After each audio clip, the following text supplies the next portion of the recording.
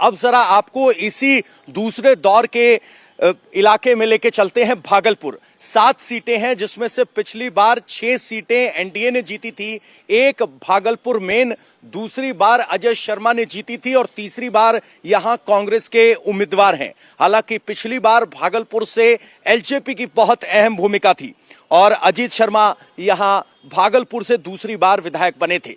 लेकिन भागलपुर की चर्चा सिर्फ इसलिए नहीं है कि 7 में से 6 एनडीए ने जीती थी और अब की बार अजीत कुमार फिर मैदान में है, अजीत शर्मा एक बार फिर मैदान में है। चर्चा इसलिए है कि भागलपुर की 2 सीटों पर कांग्रेस और आरजेडी के बीच फ्रेंडली फाइट है। 2 सीटें कौन सी हैं आपको बता दें, कहलगांव और सुल्तानगंज है, जहां कांग्रेस और आरजेडी के उम्मीदवार आमने सामने हैं।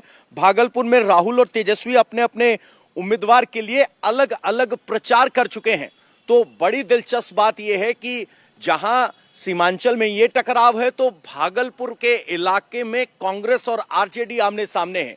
आइए आपको सुनवाते हैं कि वहां की हकीकत क्या है, फिर आगे चर्चा करते हैं।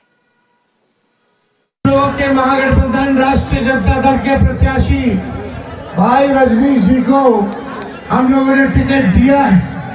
आप सब लोगों से हम कहना चाहते हैं कि एकजुट होकर के इस बार रजनीश को लालटेन पर बटन दबा करके भारी बहुमत से विजय बनाए। सरकार बनाना है कि नहीं बनाना? मेरे सब लोग हाथ उठा के बताओ, सरकार बनाना तो सरकार कैसे बनेगा? इधर उधर नहीं, चुपचाप लालटेन छाप, चुपचाप चुपचाप। तो देखा आपने, चुपचाप लालटेन छाप। तो राहुल गांधी कह रहे हैं कांग्रेस की हाथ छाप, और यहां सीमांचल में अलग बात है। सर, जिस तरीके से ये 2 सीटें हैं, कहलगांव और सुल्तानगंज, कांग्रेस और आरजेडी आमने सामने हैं। हम जब ऊपर तौर पर कहते हो तो नेता बड़े हल्के में कह देते कि ये फ्रेंडली फाइट है।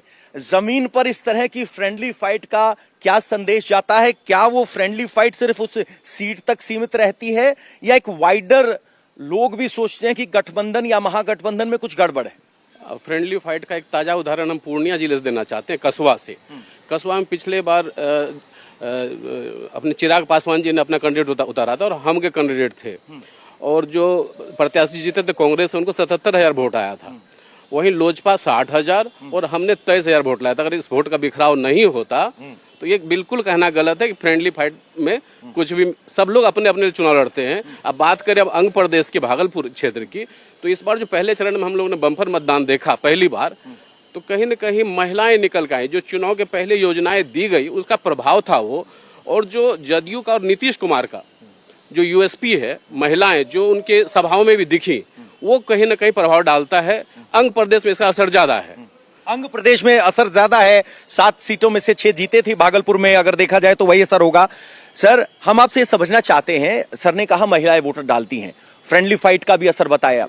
इस तरह की फ्रेंडली फाइट का असर क्या एक सीट तक सीमित रहता है या वाइडर में भी जाता है उसका? नहीं, वाइडर में जाता है, बिल्कुल जाता है। इसलिए कि जब आप फ्रेंडली फाइट करते हैं, एक ही गठबंधन में आप शामिल हैं, 2 पार्टी आमने सामने होती है, तो इसका मैसेज पूरे राज्य में जाता है कि निश्चित रूप से गठबंधन में ठीक ठाक नहीं चल रहा है सब कुछ, तो इसका असर होता है। और जो वोटर है उसमें बिखराव की भी संभावना होती है। तो इसलिए गठबंधन यदि है तो वह मजबूती से होनी चाहिए। असर जमीन पर दिखाई देता है। एक बात और आपको बता दें कि यहाँ अगर किशनगंज में देखें तो यहाँ बिखराव हुआ था, यहाँ भी सीटों को लेकर बड़ी मारामारी थी। जो पप्पू यादव आपको बार बार कहते हुए दिखाई दिए कि विनेबल सीट्स मिलनी चाहिए, तो वो विनेबल सीट्स क्या थी?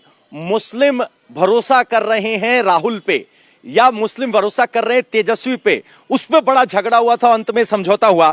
सर, कांग्रेस हमेशा कह रही थी विनेबल सीट्स, खासकर इस रीजन में बड़ी खींचतान हुई थी।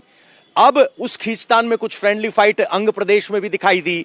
यहां पर क्या स्थिति है? यहां पर कांग्रेस और आरजेडी कितने सौहार्द में है और मुस्लिम मतदाता किसको अपना रहनुमा मान रहे हैं? क्या तेजस्वी बड़ा चेहरा है, राहुल बड़ा चेहरा है, या वो महागठबंधन पर सिमटे हुए हैं कि भाई दोनों साथ हैं, कोई दिक्कत? नहीं, कांग्रेस के प्रति जो अल्पसंख्यक का प्रेम इस बार आपको दिखेगा वो कुछ ज्यादा है, बिल्कुल। खास तौर से सीमांचल इलाके में आपको स्पष्ट दिखाई पड़ेंगे, और ये होना भी चाहिए, क्योंकि राहुल गांधी का बारे में अगर आप पिछले 2, 3, 4, 6 महीने से देखें तो या तो वो महादलित की बात करते हैं या अल्पसंख्यक की बात करते हैं। और ऐसा जब हम लोग ग्राउंड सर्वे में निकले हुए थे, घूमने निकले हुए, तो हमने ये भी देखा, लेकिन जहां पर मुस्लिम बहुलता कम है वहां पर तेजस्वी के प्रति उनके जो कुछ भी है उनके मतलब आप कह सकते हैं कि लगाव बहुत ज्यादा है। आंध्र प्रदेश की बात, और जहां पर आपने फ्रेंडली कहा था, स्पष्ट जान लीजिए कि फ्रेंडली फाइट कोई भी गठबंधन इसलिए होता है कि वो जानती है कि यहाँ से हम हार रहे हैं। अब जरा कहलगांव की बात कीजिए, वो कांग्रेस के वरिष्ठ नेता सदानंद सिंह का घर है उनका, वो लगातार वहां जीतते रहे, उनके बेटे भी राजनीति में है, लेकिन उसके बाद आरजेडी का वहां पे राज आना, तो ये तय मानिए कि ये एक तरह से महागठबंधन ने एनडीए को गिफ्ट कर दिया। वो और सुल्तान वो सीट बिल्कुल, भला कौन युद्ध में ऐसा चाहेगा कि हम अपने ही सैनिक आपस में लड़ाई करें। अच्छा, एक सवाल सर आपसे ले लेते हैं, आपने बहुत अच्छे से एनालाइज किया सर। बात ये है कि ये कहते हैं 5-7 फ्रेंडली सीटों से कोई फर्क नहीं पड़ता, क्या 243 के अनगणित में ये फ्रेंडली फाइट कुछ मायने रखेंगी? थोड़ा पीछे चलिए, कांग्रेस में आपसी सद्भाव है क्या आपस में? भाजपा में है क्या? आरजेडी में है क्या? जदयू में है क्या? सब कुछ तो सड़कों पे आ चुकी है बातें। अच्छा, आप गठबंधन की बात छोड़ दीजिए, एनडीए के गठबंधन की बात छोड़ दीजिए, सिर्फ कांग्रेस, भाजपा, आरजेडी, जदयू, इवन जनसुराज, उनके आप व्यक्तिगत परिवार में आपसी सद्भाव है क्या? आपको लगता है क्या? नहीं है, बिल्कुल नहीं है। वो तो एस्टेब्लिश्ड हो चुका है, दिन रात अखबारों में और डिबेट में दिखता है। ये जो गठबंधन है, चाहे एनडीए का या महागठबंधन का, ये तो एक नेचुरल अलायंस नहीं है, भावनात्मक नहीं है। अच्छा, अंडर प्रेशर है, मजबूरियों के तहत है, ये अकाट सत्य है। अकाट सत्य है कि मजबूरियों में है, सत्ता का 122 का मार्ग पार करना है, इसीलिए गठबंधन है, और ये हर तरफ की सच्चाई है, वरिष्ठ पत्रकार बता रहे हैं।